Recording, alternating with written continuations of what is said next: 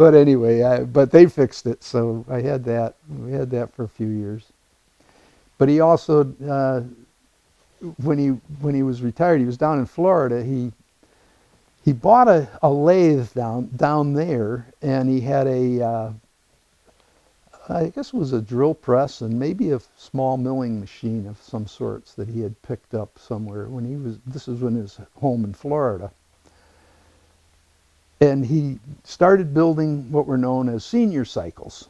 And it had two wheels in the front and a steering mechanism that he developed with the bicycle chain, and you pedaled it. And it rode very nice. They were good. They had a seat that you sat down in. They used a boat seat. You sat down into it rather than sitting up on a seat of a bicycle. So it was quite comfortable, and your feet were out in front of you when you pedaled it. So he was very active. I think he probably, what you would call retirement, was more active than you might have imagined. And in the meantime, I was working for the company that we had sold Appalachian Engineering to, and I had moved from Dalton. I sold my home in Dalton, and I bought the house in Hinsdale, which is now everyone knows it as D&R Beefalo, but it was I had bought that place, and up above it there was a gravel pit. And so my father bought another bulldozer, and in the summertime he was up there and he flattened this whole area out because it was pretty, where they had dug out the gravel, it was kind of a mess. So he proceeded to plow that all over and make it all nice and smooth, and made a nice spot in there. So it was so good that we decided to build the building. And we didn't build it. It was one of these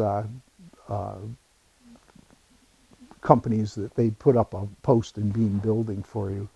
And so I put a 40 by 60 building up there, and we put 2 bathrooms in it. And my father did a lot of work on this also. And once we had the building up, we poured the cement floors.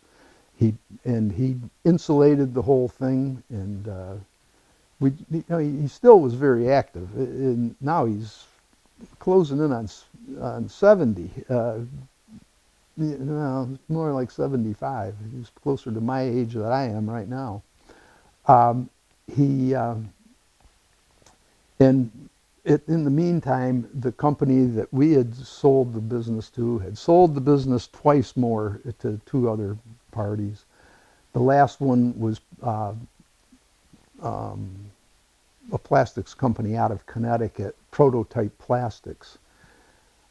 And then they decided to close down Appalachian Engineering up here in Pittsfield because it was about 1990, and things had slowed down again. And he had to pull his horns back, and so they took everything and moved it down to the Connecticut plant. So I helped them up here. I closed it up, and myself and 2 of the fellows that worked for us, we continued working for Prototype Plastics, but we went down there. And so in the meantime, this building that I had there got converted into another tool shop, mostly from my father, who was up here during the summer working on, he built there's a crane, and there was cranes and all kinds of stuff, and he proceeded to put some machinery of his own in there. And so then in 1991, I started R.M. Bell Engineering, and that was right in Hinsdale. And he was pretty instrumental in helping me get that going. And he then, more or less, after we got that all done, they had built a new home in Florida that was over close. It was right next door to my daughter, who lives in Florida.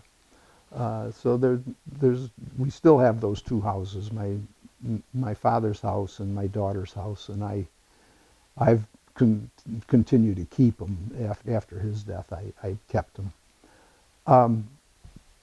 But he was active down there with his grandchildren and doing things in the yard, and he built a garage in the backyard, and now he's into his 80s, And he used to come up in the summertime. Him and my mother had a place over in the Bissellville campground. They had a trailer, and they had the home in Florida. And in the meantime, had sold their home in Dalton. But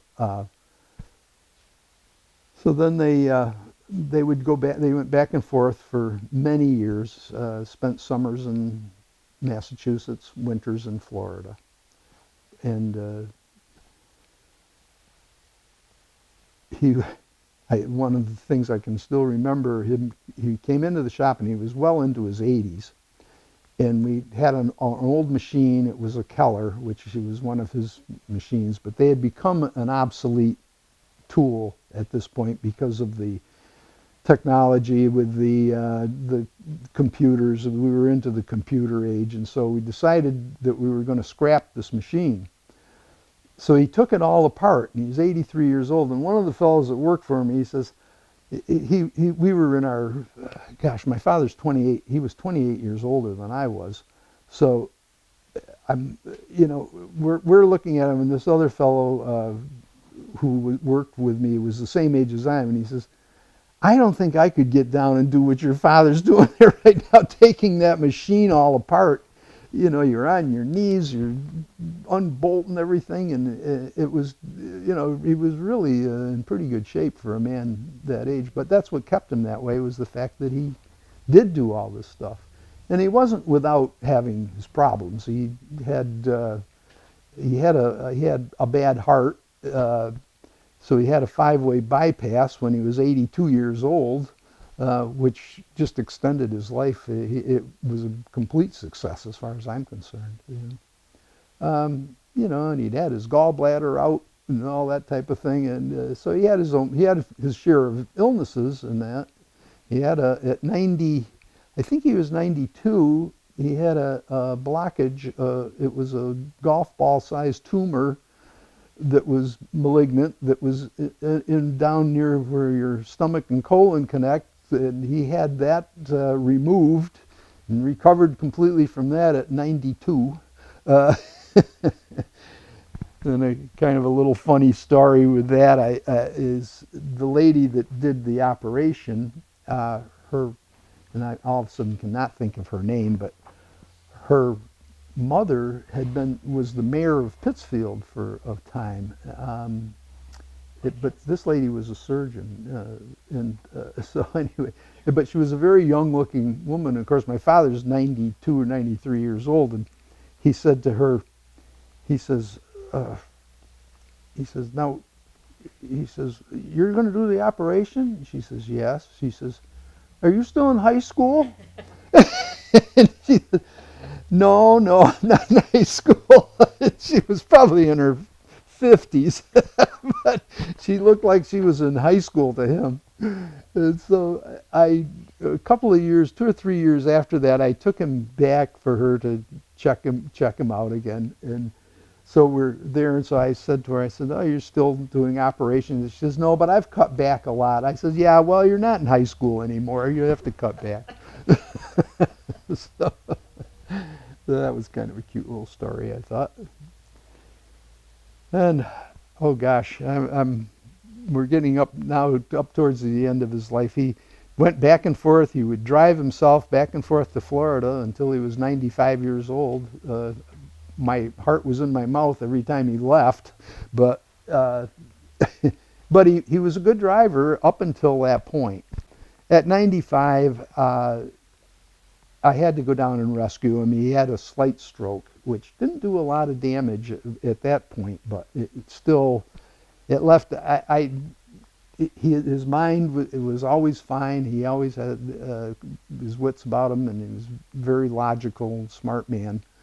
But I had to go down and bring him home. I brought him up to the house, and from there he stayed with us the last 4 years, the next 4 years, until he was 99, and he had another stroke at 97 or 98, which left his speech. He wasn't able. He loved to visit with people and talk, but it left his speech so that it was all there, but it was all disoriented. It was hard to understand what he was talking about and that. So that was kind of a blow to him. Um, the last when he was 99, I was up here in the hayfield, and I brought him with me. He was up in the truck, and and he was sitting over in the truck and had stuff to drink, And so